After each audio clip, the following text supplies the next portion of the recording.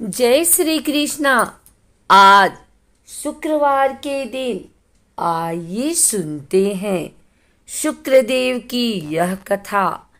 पुराणों के अनुसार ब्रह्मा जी के मानस पुत्र भृगु ऋषि का विवाह प्रजापति दक्ष की कन्या ख्याति से हुआ, जिससे धाता विधाता दो पुत्र व श्री नाम की कन्या का जन्म हुआ। भागवत पुराण के अनुसार भृगु ऋषि के कबि नाम के पुत्र भी हुए, जो कालांतर में शुक्राचार्य नाम से प्रसिद्ध हुए। महर्षि अंगिरा के पुत्र जीव यानी गुरु तथा महर्षि भृगु के पुत्र कबि यानी शुक्र समकालीन थे। यज्ञोपवीत संस्कार के बाद दोनों ऋषियों की सहमति से अंगिरा ने दोनों बालकों की शिक्षा का दायित्व लिया। कभी महर्षि अंगिरा के पास ही रहकर अंगिरा नंदन जीव के साथ ही विद्याध्ययन करने लगा। आरंभ में तो सब सामान्य रहा, पर बाद में अंगिरा अपने पुत्र जीव की रक्षा की ओर विशेष ध्यान देने लगे।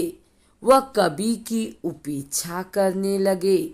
कबि ने उस भेदभावपूर्ण व्यवहार को जानकर अंगिरा से अध्ययन के बीच में ही छोड़कर जाने की अनुमति ले ली और गौतम ऋषि के पास पहुँचे। गौतम ऋषि ने कबि की संपूर्ण कथा सुनकर उसे महादेव की शरण में जाने का उपदेश दिया। महर्षि गौतम के उपदेशानुसार कबि ने गोदावरी के तट पर शिव की कठिन आराधना की।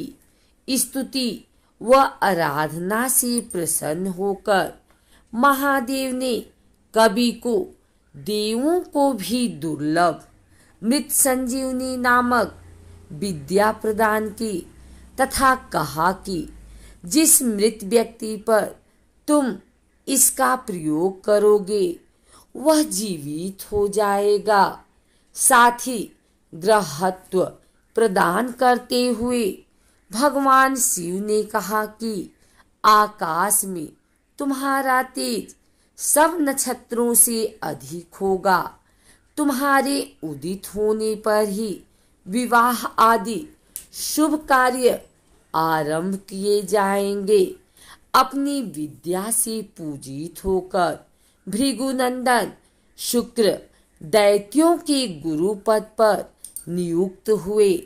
जिन अंगिरा ऋषि ने उनके साथ उपेक्षापूर्ण व्यवहार किया था, उन्हीं के पौत्र जीव पुत्र कंस को संजीवनी विद्या देने में शुक्र ने किंचित भी संकोच नहीं किया। शुक्राचार्य कबि या भार्गव के नाम से प्रसिद्ध थे। इनको शुक्र नाम कैसे और कब मिला, इस विषय में वामन पुराण में कहा गया है। दानवराज अंधकासुर और महादेव के मध्य घोर युद्ध चल रहा था। अंधक के प्रमुख सेनानी युद्ध में मारे गए, पर भार्गव ने अपनी संजीवनी विद्या से उन्हें पुनर्जीवित कर दिया। पुनः जीवित होकर कुजंभ आदि दैत्य फिर से युद्ध करने लगे।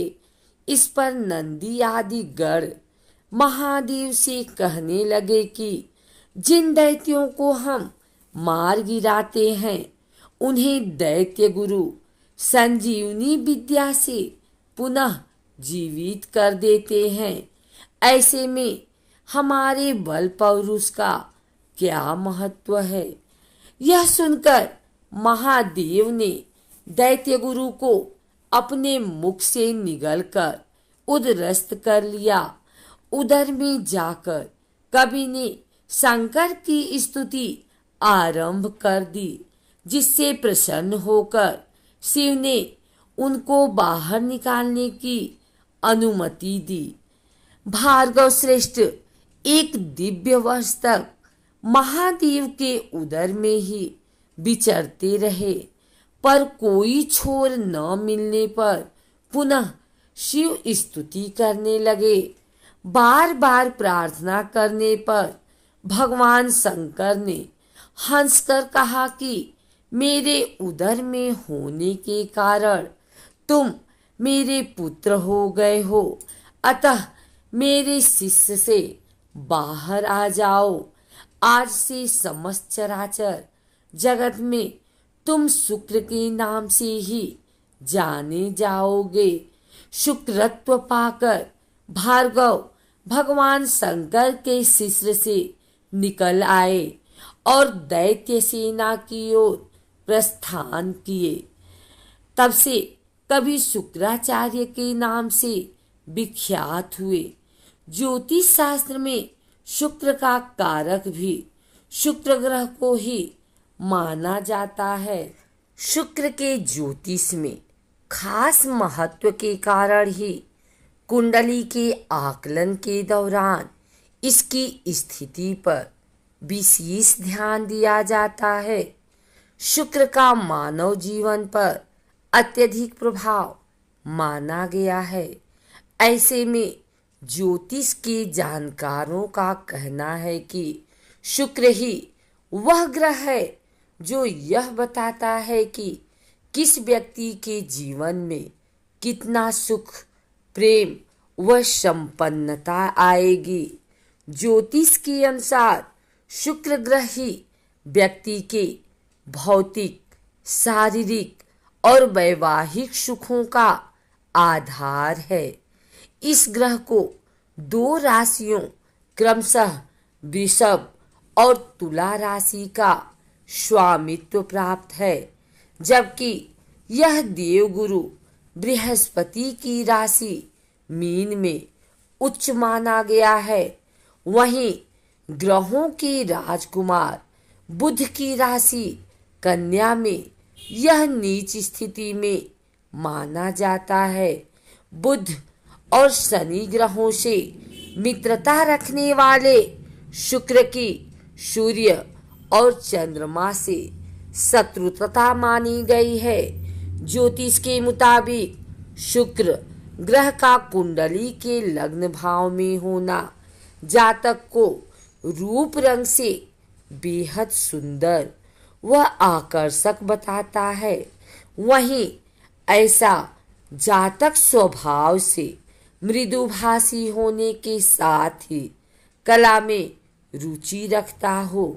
इसके अलावा शुक्र का कुंडली में मजबूत स्थिति में होना जातक के प्रेम व वैवाहिक जीवन को सुखमयी बनाता है। ऐसे में यह एक ओर जहां पति पत्नी के बीच प्रेम की भावना को बढ़ाता है,